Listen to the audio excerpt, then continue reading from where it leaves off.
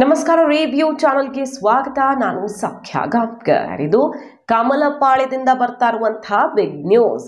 ಬಿಜೆಪಿಯ ಒಬ್ಬ ಪ್ರಭಾವಿ ನಾಯಕನೇ ತೆರೆದಿಟ್ಟಿರುವಂತಹ ವಿಚಾರ ಏನು? ಹಾಗಾದ್ರೆ ಕರ್ನಾಟಕದ ಮುಂದಿನ ಮುಖ್ಯಮಂತ್ರಿ ಸೀಕ್ರೆಟ್ ಮಾಹಿತಿ ಮುಂದೆ ಇಡ್ತಾ ಇದೀವಿ.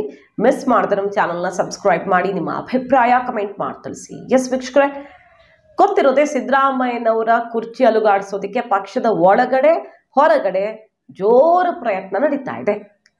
ಸಿದ್ದರಾಮಯ್ಯ ವಿರೋಧಿಗಳು ಪ್ರತಿಪಕ್ಷಗಳಿಗೆ ಅಂದ್ರೆ ಸ್ವಪಕ್ಷೀಯರೇ ಪ್ರತಿಪಕ್ಷಗಳಿಗೆ ಅಸ್ತ್ರ ಕೊಡ್ತಿದ್ದಾರೆ ಅನ್ನುವ ಕೂಗು ಜೋರಾಗೇ ಎದ್ದಿದೆ. ಆರೋಪಗಳು ಬಿಜೆಪಿಯಿಂದಾನೇ ಕೇಳಿ ಬರ್ತಿದೆ. ಬಿಜೆಪಿಗರೇ ಓಪನ್ ಆಗಿ ಹೇಳಿದ್ರಲ್ವಾ, ಅದನ್ನ ಟಿವಿ ಸಂದರ್ಶನಗಳಲ್ಲಿ ವಿಜಯೇಂದ್ರನೇ ಹೇಳ್ಕೊಂಡ್ರು. ನಮಗೆ ಬಿಜೆಪಿಗೆ ಕಾಂಗ್ರೆಸ್ ಇಂದ ಒತ್ತಡ ಇದೆ, ಮೂಡ ಹಗರಣವನ್ನ ದೊಡ್ಡ ಮಟ್ಟದಲ್ಲಿ ಎತ್ತುಕೊಳ್ಳೋದಿಕ್ಕೆ, ಸೆಷನ್ನಲ್ಲೂ ಅಷ್ಟೇ ಹೊರಗಡೆನೂ ಅಷ್ಟೇ ಅಂತ ಓಪನ್ ಆಗಿ ಹೇಳಿದ್ರು. ಕುಮಾರಸ್ವಾಮಿ ಕೂಡ ಅದನ್ನ ಮುಂಚೆನೆ, ಬಹಳ ದಿನಗಳ ಮುಂಚೆನೆ ಹೇಳಿದ್ದನ್ನ ನೆನಪು ಮಾಡ್ಕೊಳ್ಬಹುದು.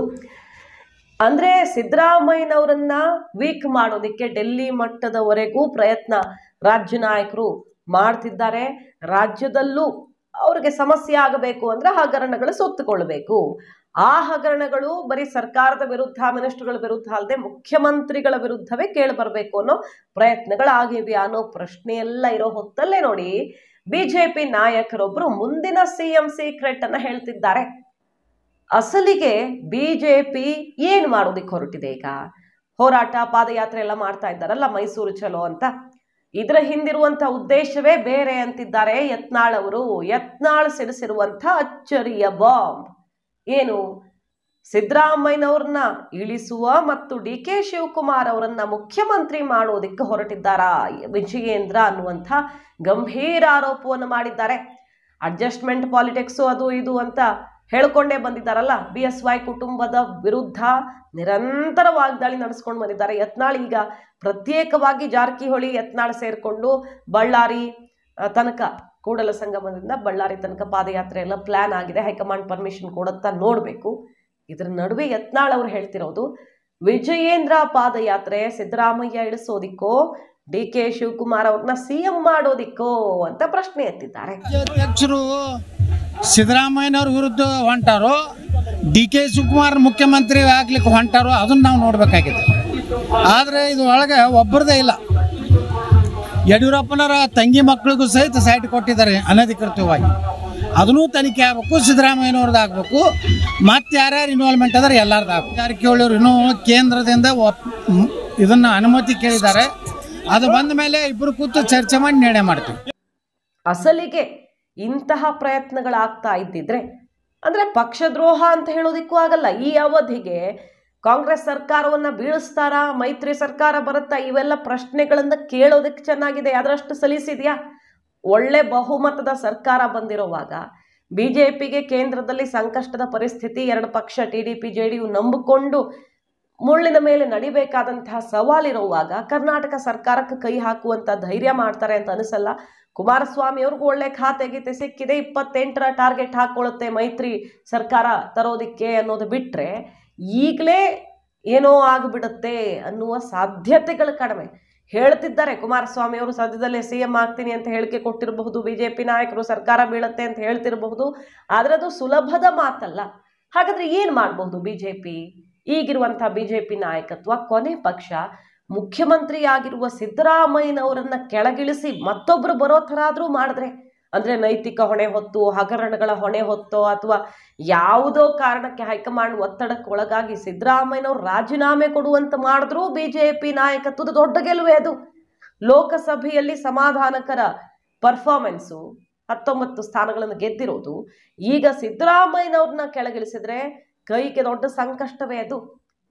ಬೇರೆ ಯಾರನ್ನೋ ತಂದು ಸರ್ಕಾರ ಸೇಫ್ ಮಾಡ್ಕೊಳ್ಳೋಣ ಅಂತ ಸಿದ್ದರಾಮಯ್ಯನವ್ರನ್ನ ಕೆಳಗಿಳಿಸುವ ಹಂತಕ್ಕೆ ಹೋರಾಟ ತಗೊಂಡು ಹೋದ್ರೂ ರಾಜ್ಯ ಬಿಜೆಪಿ ನಾಯಕತ್ವದ ಯಶಸ್ವಿ ಆಗ್ಬಿಡುತ್ತೆ, ಅದು ಸಕ್ಸಸ್ ಆಗ್ಬಿಡುತ್ತೆ. ಹಾಗಾಗಿ ರಾಜ್ಯ ಬಿಜೆಪಿ ನಾಯಕರು ಇಂಥದ್ದೊಂದು ಲೆಕ್ಕಾಚಾರ ಏನಾದ್ರು ಹಾಕಿರಬಹುದಾ? ಯತ್ನಾಳ್ ಆರೋಪದ ಪ್ರಕಾರ ಮಾತಾಡೋದಕ್ಕೆ ಹೋದ್ರೆ ಡಿ ಕೆ ಶಿವಕುಮಾರ್ ಅವರು CM ಆದ್ರೆ ಹೇಗೂ ಸರ್ಕಾರ ಬೆಳೆಸೋಕ್ಕಾಗಲ್ಲ, ತಮಗೆ ಅಧಿಕಾರ ಸಿಗಲ್ಲ. ಕೊನೆ ಪಕ್ಷ ಸಿದ್ದರಾಮಯ್ಯನವರು ಇಳಿದು ಡಿ ಕೆ ಶಿವಕುಮಾರ್ ಅವರು CM ಆದ್ರೆ ಬಿಜೆಪಿಗೆ ಏನೇನು ಲಾಭ? ಒಂದು, ಹೈಕಮಾಂಡ್ ಇಂದ ನಾಯಕತ್ವಕ್ಕೆ ಮೆಚ್ಚುಗೆ. ಎರಡನೇದು, ಕುಮಾರಸ್ವಾಮಿ ಅವರು ವೇಗಕ್ಕೆ ಬ್ರೇಕ್ ಬೀಳುತ್ತೆ. ಒಕ್ಕಲಿಗ ನಾಯಕತ್ವದ ಸಮರದಲ್ಲಿ ಡಿ.ಕೆ. ಶಿವಕುಮಾರ್ ಅವರು ಗೆದ್ದು ಬೀಗದಂಗಾಗತ್ತೆ. CM ಪಟ್ಟಕ್ಕಿಂತ ಬೇಕಾ? ಅವ್ರಿಗೇನು ಬೇಕಿತ್ತೋ ಅದನ್ನ ತಲುಪಿ, ಆ ಗುರಿ ತಲುಪಿ ಕುಮಾರಸ್ವಾಮಿ ಅವ್ರಿಗೆ ಆಘಾತ ಎದುರಾಗತ್ತೆ. ಮುಖ್ಯಮಂತ್ರಿ ಕುರ್ಚಿ ಸಿಕ್ಕಿಬಿಟ್ರೆ ಒಕ್ಕಲಿಗ ವೋಟ್ ಬ್ಯಾಂಕ್ ವಿಚಾರದಲ್ಲಿ ಹಳೆ ಮೈಸೂರು ಭಾಗದಲ್ಲಿ ಎಲ್ಲ ಭದ್ರ ಮಾಡ್ಕೊಂಡು ಬಿಡ್ತಾರೆ ಡಿ.ಕೆ. ಶಿವಕುಮಾರ್. ಹಾಗಾಗಿ ಕುಮಾರಸ್ವಾಮಿ ಅವರು ವೇಗಕ್ಕೆ ಬ್ರೇಕ್ ಬಿದ್ರೆ ಏನಾಗುತ್ತೆ ಬಿಜೆಪಿಗೆ? ರಾಜ್ಯ ರಾಜಕಾರಣದಲ್ಲಿ ಹೆಂಗಾಗಿದೆ ಅಂದ್ರೆ ಬಿಜೆಪಿ JDS ಮೈತ್ರಿಯಲ್ಲಿ ಹೋಗ್ತಾ ಇದ್ರು ಕೂಡ JDSನ ವೇಗ, ಕುಮಾರಸ್ವಾಮಿ ಅವರ ವೇಗವೇ ಜಾಸ್ತಿಯಾಗಿ ರಾಜ್ಯ ಬಿಜೆಪಿಗರು ಕೈ ಹಿಸ್ಕಿಕೊಳ್ತಿದ್ದಾರೆ. ಹೈಕಮಾಂಡ್ ಕುಮಾರಸ್ವಾಮಿ ಅವ್ರನ್ನ ನೆಚ್ಕೊಂಡಿದೆ, ಕುಮಾರಸ್ವಾಮಿ ಅವರ ಸುತ್ತ ಪ್ಲಾನ್ ಹಾಕೋತಿದೆ. ಕುಮಾರಸ್ವಾಮಿ ಅವರ 28ರ CM ಅನ್ನೋ ಮಟ್ಟಿಗೆ ಹೈಕಮಾಂಡ್ ರಾಜ್ಯ ಬಿಜೆಪಿ ನಾಯಕರನ್ನ ನಂಬಿಕೊಳ್ಳಲ್ಲ ನಾವು ಅನ್ನೋ ಸಂದೇಶವನ್ನು ರವಾನಿಸ್ಬಿಟ್ಟಿದ್ಯಾ ಅನ್ನೋ ಚರ್ಚೆಗಳು ಈಗಲೇ 3.5 ವರ್ಷ ಮುಂಚೆನೆ ಶುರುವಾಗ್ಬಿಟ್ಟಿದೆ. ಹಾಗಾದ್ರೆ ಕುಮಾರಸ್ವಾಮಿ ಅವರ ವೇಗಕ್ಕೆ ಬ್ರೇಕ್ ಹಾಕೋದಿಕ್ಕೆ ಇರುವಂತ ಒಂದೇ ಒಂದು ಆಪ್ಷನ್ನು ಡಿ.ಕೆ. ಶಿವಕುಮಾರ್ CM ಆಗೋದಾ? ಇದನ್ನೇ ಯತ್ನಾಳ್ ಅವರು ಹೇಳ್ತಿರೋದು. ಸಿದ್ದರಾಮಯ್ಯನವ್ರನ್ನ ಕೆಳಗಿಳಿಸೋದು, ಡಿ.ಕೆ. ಶಿವಕುಮಾರ್ ಅವ್ರನ್ನ CM ಮಾಡೋದು. ಏನಕ್ಕೆ ಇವರು ಪಾದಯಾತ್ರೆ ಮಾಡ್ತಿರೋದು? ಅಸಲಿಗೆ ಪ್ರತಿಪಕ್ಷವಾಗಿ ಹೋರಾಟ ಮಾಡ್ತಿದ್ದಾರೆ, ಆದ್ರೆ ಬೇರೆ ಬೇರೆ ಲೆಕ್ಕಾಚಾರಗಳಿವೆ ಅಂತ ಈಗ ತಮ್ಮದೇ ಪಕ್ಷದ ನಾಯಕರ ವಿರುದ್ಧ ಗುಡುಗಿದ್ದಾರೆ ಯತ್ನಾಳ್ ಅವರು. ಆಗಾಗ ಸುಮಾರು ರಹಸ್ಯಗಳನ್ನು ತೆಗಿತಿರ್ತಾರೆ. ಕೆಲವು ಸತ್ಯವೂ ಇರಬಹುದು, ಕೆಲವು ಆರೋಪಗಳು ಅಂತ ತೇಲ್ ಹೋಗ್ಬಿಡುತ್ತೆ, ಯಾವುದು ಸದ್ದಿಲ್ಲದಂತ ಆಗ್ಬಿಡುತ್ತೆ. ಈಗ ಯಡಿಯೂರಪ್ಪ ಫ್ಯಾಮಿಲಿ ಗುರಿ ಆಗಿಸ್ಕೊಂಡು ಬಹಳಷ್ಟು ಗಂಭೀರ ಆರೋಪಗಳನ್ನೇ ಮಾಡ್ತಿದ್ದಾರೆ. ಮೂಡ ಹಗರಣದಲ್ಲಿ ಯಡಿಯೂರಪ್ಪನವ್ರು ಜೈಲಿಗೆ ಹೋಗ್ಲಿ ಅನ್ನೋ ತನಕ ಅವ್ರ ಬಾಯಲ್ಲಿ ಮಾತು ಬಂತು.